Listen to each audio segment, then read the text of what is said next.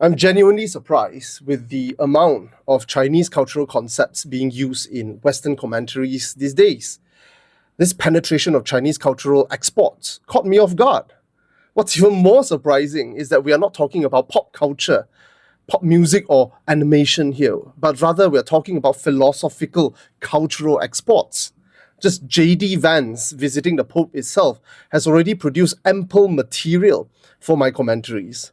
Let's have a look. But I am saying that the Pope dying mere minutes after meeting J.D. Vance is proof that this administration, this government, does not have the mandate of heaven.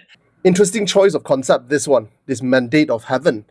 Western societies overwhelmingly relies on the ballot box to justify the wielding of power. But China in the past have always justified their legitimacy on the concept of Tianming. Tian means sky, Ming means order. Order of the sky, or translated more appropriately as mandate of heaven. It is important to note that the Chinese conception of heaven is considerably less anthropomorphic than the concept of God in the Abrahamic faiths, but slightly more personified than the concept of Brahman in Hinduism.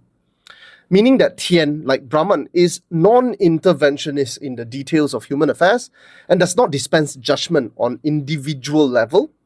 But unlike Brahman, Tian actively maintains the order of the cosmos and would retract its blessing by way of catastrophe and disaster should said human organization rule in opposition of the cosmic order.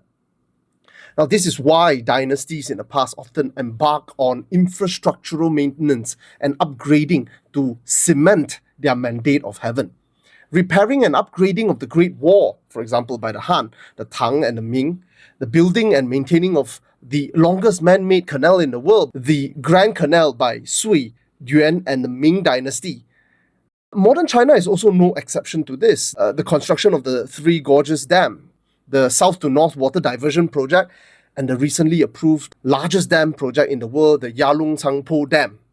This is also why the Chinese takes response speed to natural disaster almost to an autistic level, because failure to mitigate the effects of natural disaster is usually the last nail in the coffin for many dynasties.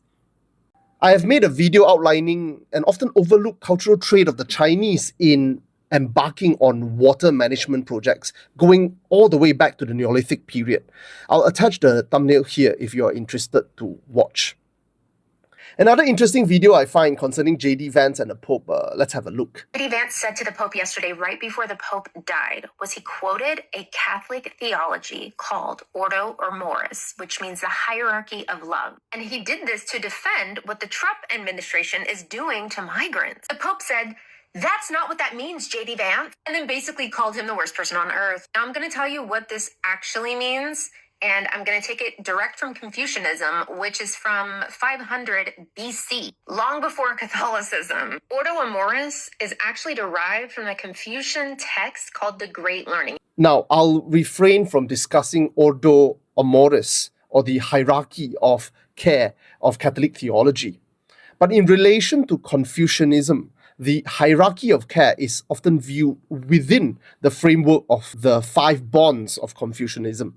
These 5 bonds are ruler to subjects, father to son, husband to wife, elder siblings to younger siblings, and finally friend to friend. Now, implicit in these 5 bonds is not just the question of what duty is owed by the junior to the senior, but rather the reciprocal duty that the senior owes to the junior. Something that is perhaps missing in J.D. Vance's interpretation of his hierarchy of care.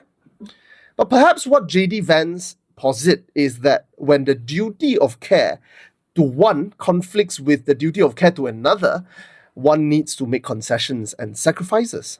Now, naturally, this problem has also been considered by Confucian scholars. For example, the duty of a son to take care of his ill parents conflicting with the duty to serve his country.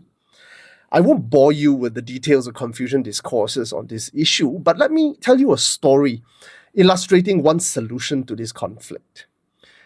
You see, during the Song dynasty, there was a young general called Yue Fei. And despite his young age, he has risen through the ranks by proving his martial and strategic prowess. Now, when the conscription notice came, UFA was torn between taking care of his mother, who is sick and frail, and answering his duty to the state in leading his clan army in a campaign to retake the north of China from the invading Jin dynasty. Now, in what is now an iconic image in Chinese culture, his mother made the decision for him by ordering him to derobe and kneel before his ancestral altar, and proceeded to tattoo 4 words on his back: 精忠报国, loyalty and service to your country.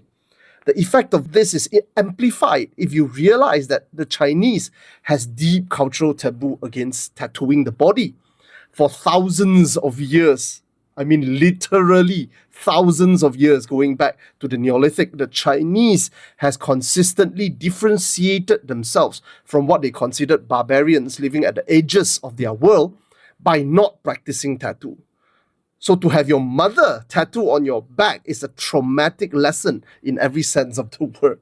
This is the essence of Confucianism, that the solution to the conflict of duty of care is to be decided not by self-determination, but rather by those you owe a duty to. In this case, filial piety. That's all for our story time today. If you're interested in the story of Yue Fei and how he is connected to a particular snack called the Yao Zha Guai or Zha Gui, eaten throughout East Asia and Southeast Asia, do check out this video I made a while back.